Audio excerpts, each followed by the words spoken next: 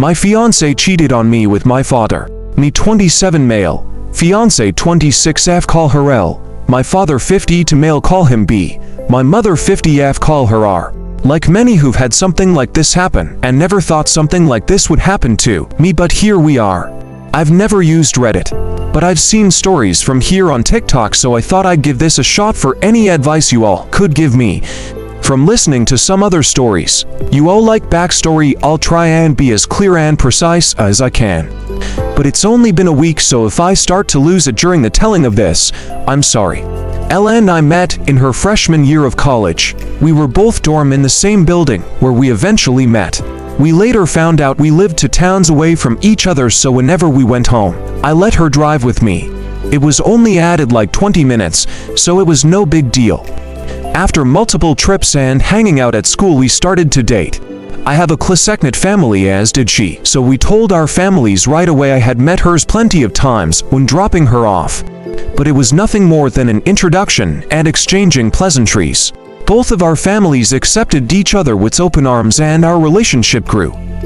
I was a year ahead of her, so when I graduated, I went home where I was offered a good job with great pay. I visited her at school whenever I got the chance, and whenever she came home, we would make time for each other.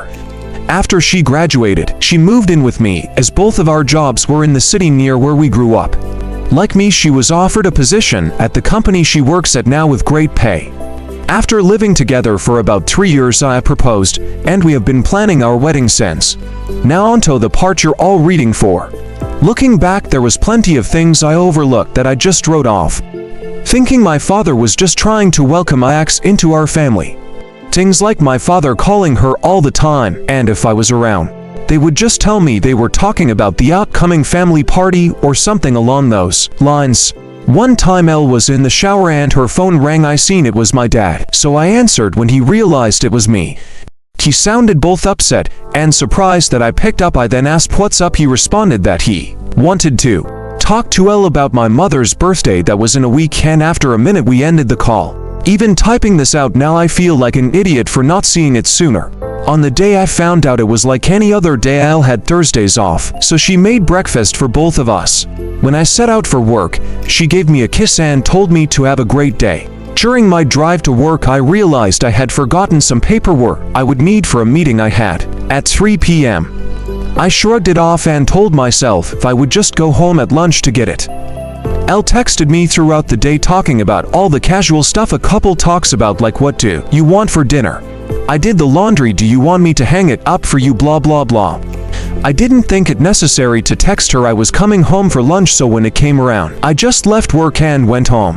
When I got home, I noticed a car that looked like my father's in our parking lot, but I didn't think anything of it and just parked and went into our building. When I opened the door, I was met with a scene out of a movie where a man comes home early and catches his spouse cheating. Such a cliche. There was a trail of clothes, both his and hers, leading to my bedroom, and the sound of faint moans echoed through my apartment. I stood at the door in utter shock. My brain was a mix of rage, sadness, and disgust, but if you were a fly on my wall, you would see what looked like a statue. I just couldn't move. When actually snapped to, not knowing how much time had passed, I took out my phone to record. I picked up all the clothes that were on the floor and threw them into the hall of the building. After I filmed the walk to my bedroom, the door was open. I stood in the doorway filming for about a minute, then flipped on the lights. They both jumped at the sudden light and looked at me, and to my utter shock, it was my father in the bed with her. After the initial stun, my father noticed I was recording and started to panic, trying to find anything to cover himself and telling me to stop recording. He found a towel and wrapped it around himself and started to walk toward me. I told him, if you don't want to get hurt, stop coming to me. He either didn't care or didn't hear me and reached for my phone. I hit him square on the jaw. His head bounced off the door and slumped to the ground. Elle shrieked. I aimed the camera at Ella and said, concerned about your buddy, had nothing to say to your fiancé. My father woke up after about a minute nap, and I told them I just needed to come pick something up for work, so I'm heading back now. If either of you pieces of ass are here when I get back, I'll send this video to everyone you know. I ended the video, looked at my dad, who was still coming to, and said, you're dead to me, you're no longer my father. But you might want to go home and talk to mom, because I'll be talking to her very soon. I sat in my car for a while until one of the bosses at work called to ask where I was. I told her I was on my way back right now. When I got to her office to hand her the paperwork, I must have looked awful because she started asking what was wrong with me. I told her it was nothing and I'd be okay. I could see her scanning me up and down, and she noticed some blood on my collar and stood up, rushed to me and said, "You're bleeding." I looked down and said it was my father's. She looked confused, so I pulled out my phone and showed her the video. She watched it in its entirety. She was introduced to Elle a few times, but never my father. She sat there silent for a moment until it finally clicked that my fiancé was cheating on me, but not only was she cheating, it was with my father. She asked if there was anything she could do, suggesting I take some time off, but I told her I can't go back there right now, that I just need a minute and I'd be fine for the meeting, and I have another shirt in my office. The meeting went over fine. I put on a smile for everyone like nothing had happened. My boss came up to me after the meeting and asked how I could do that, but I just said, "I don't know," and went to my office.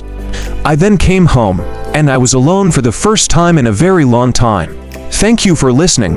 I'm sorry I carried on so much, but it was therapeutic getting everything down.